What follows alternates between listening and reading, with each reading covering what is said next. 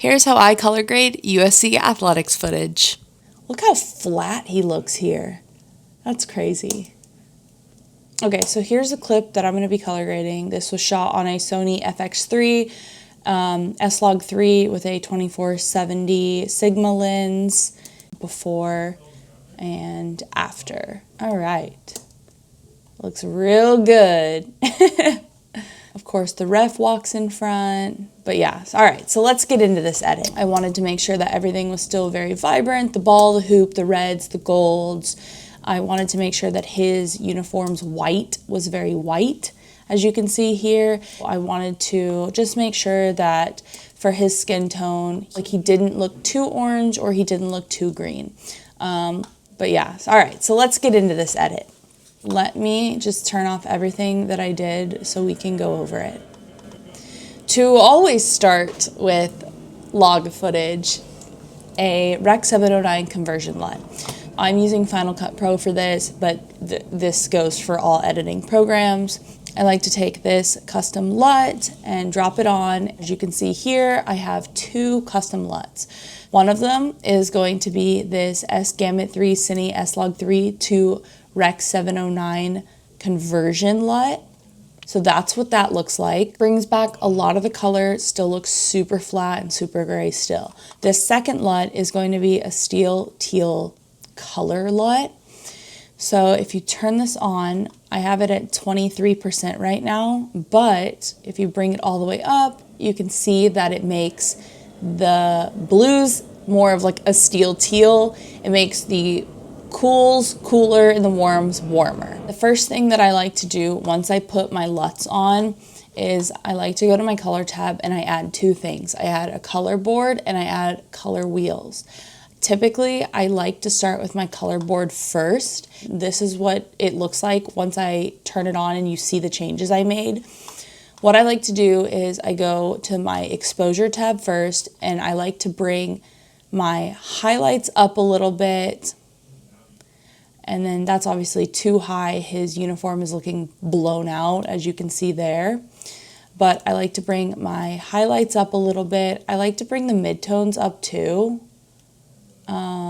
And then I do like to drop the shadows just a little bit. It helps bring back some contrast. So here is before the color board and here is after the color board.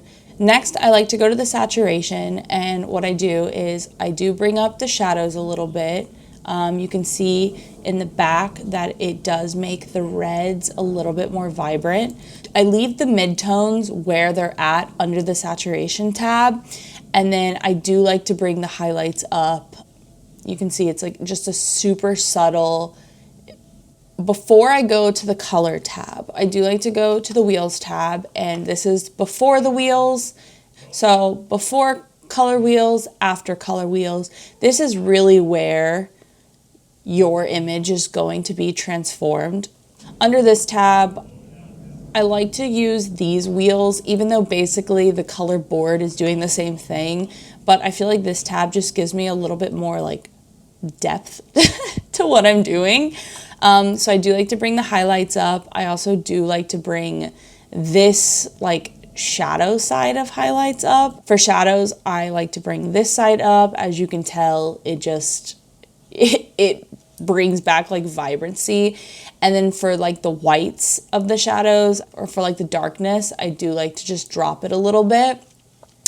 I don't really touch the midtones here. And then for global, I will bring up the global. And then if I do bring the global up, that's when I will drop the shadows a little bit more, like that, give or take. And then let me bring this back down. So now, once I'm happy with the way that my wheels are, this is when I'll go back to my color board and I'll go back to the color tab. And basically what I do on this color tab is this.